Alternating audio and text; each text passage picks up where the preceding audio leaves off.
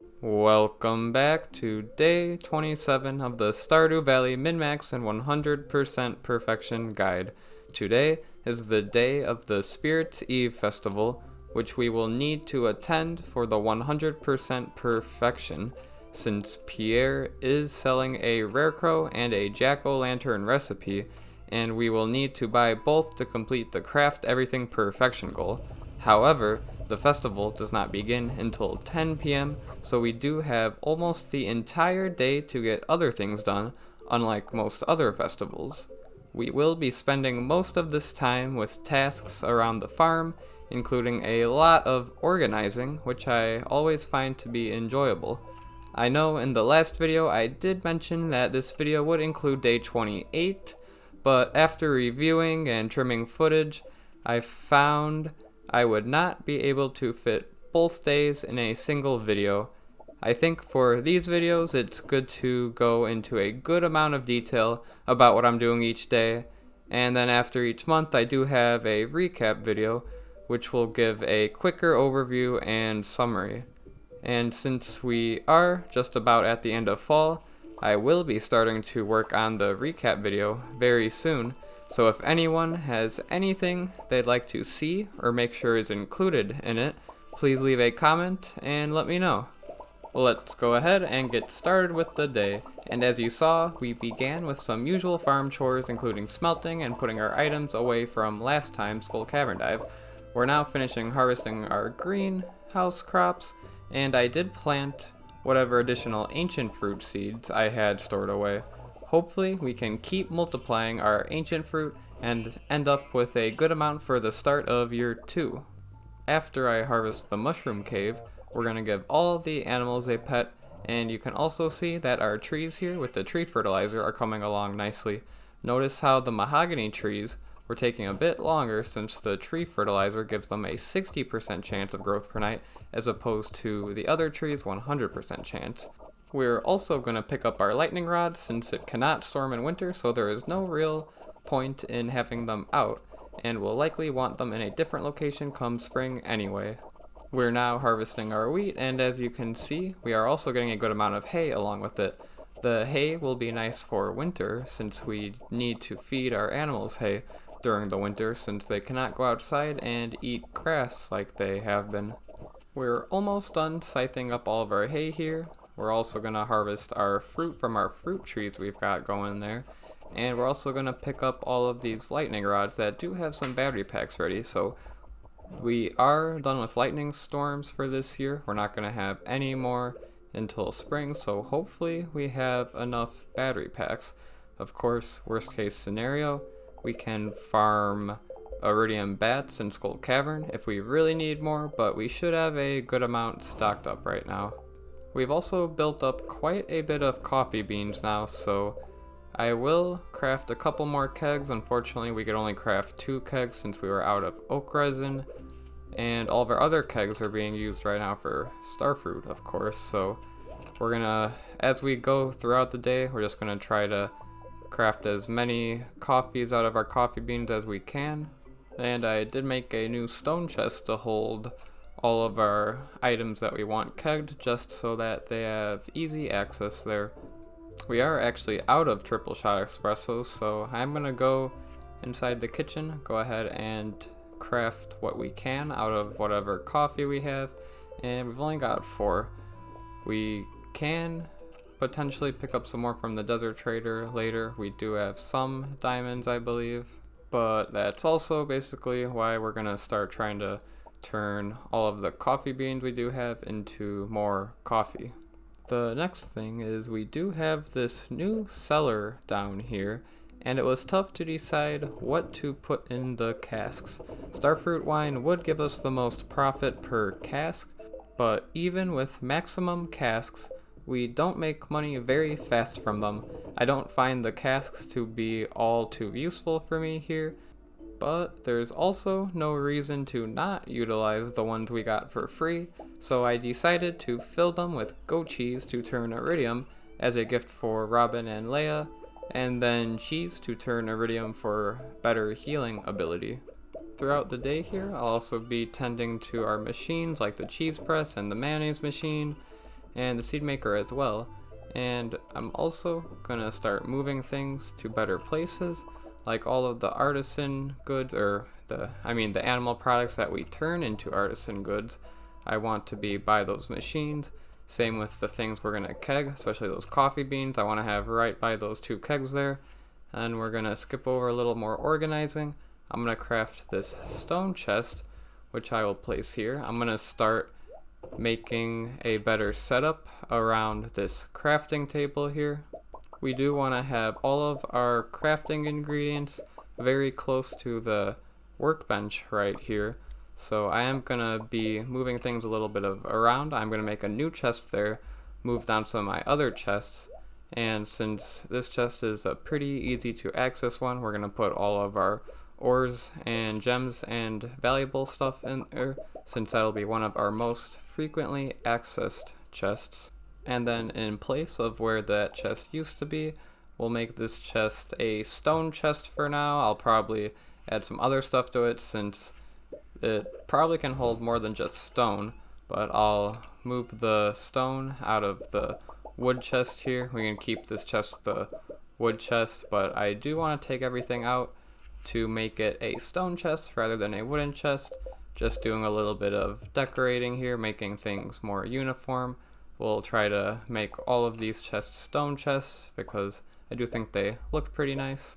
And in a casual game, when I organize my items in a chest, I do like to have signs as kind of a little label as what that chest is for. But in a min-max run, we don't want to waste space with signs, so I am going to be just relying on the color codes, which I do think are perfectly fine here. Then we're going to skip over a little organizing there. We are going to have a few crops to harvest, just some random corn from our mixed seeds. And then before we come back to our farm, we are going to head off to the secret woods real quick, take care of harvesting these stumps just because we do want to build up our hardwood. Hardwood is always good to have plenty of. And after that, we'll be making our way right back to the farm. Remember, since it is a festival day, we can't go into the town or any of those areas, so we do have to keep mainly to the farm today. But we're going to continue that idea of organizing and cleaning up around here. So we will pick up all of these sprinklers, since we really won't need a whole lot of space for winter.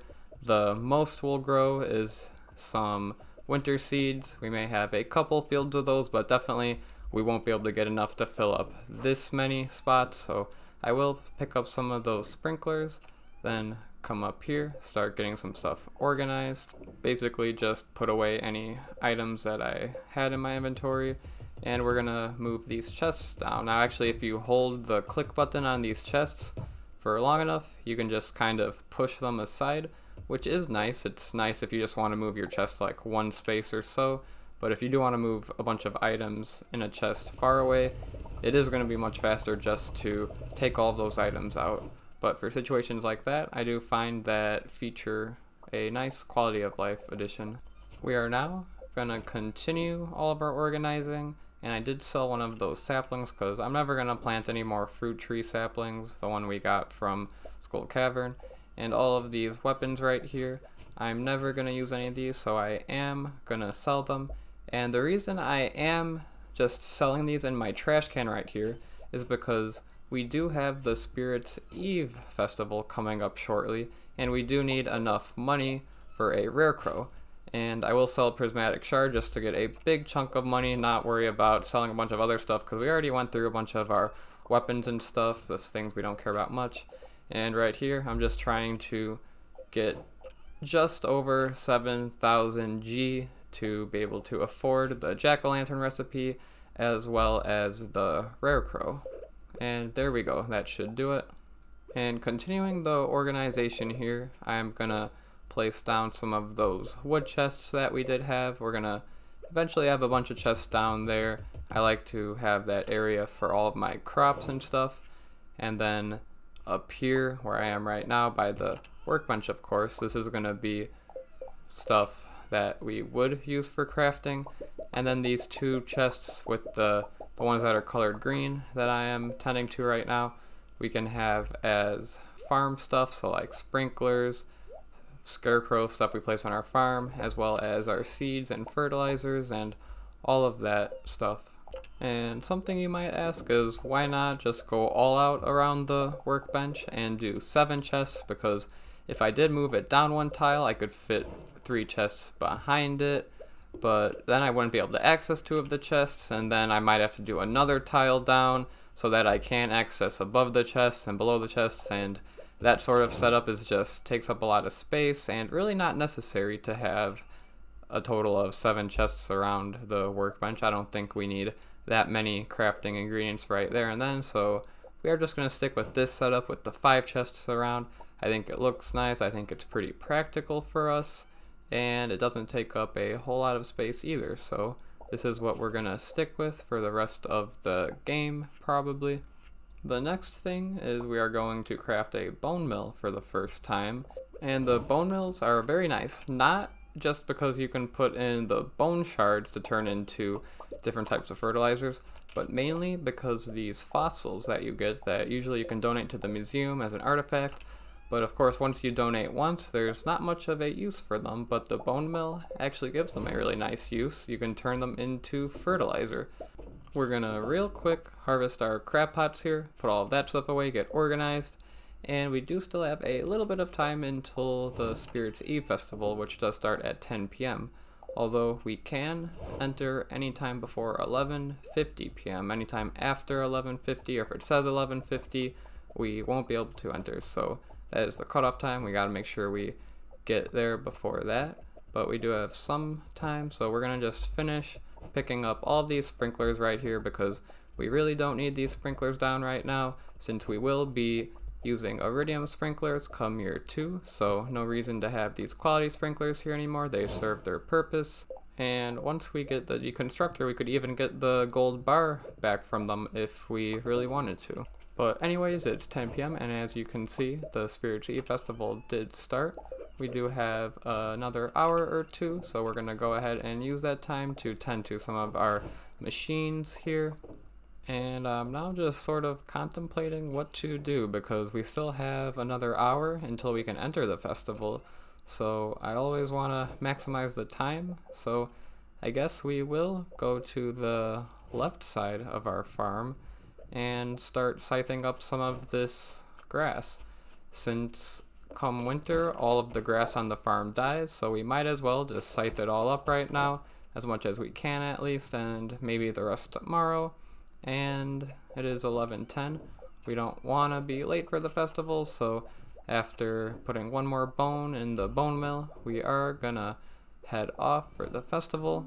And of course, the main thing we need to do here is buy those things from Pierre.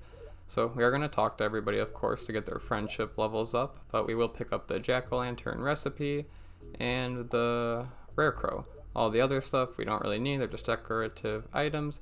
But the recipe and the Rarecrow, since we do need all 8 Rarecrows to eventually unlock the Deluxe Scarecrow recipe, and so those will be 2 recipes that we will need to craft eventually for the craft everything perfection goal. After talking to everybody down there, we're going to head up to the maze and start to try to find everyone here to talk to.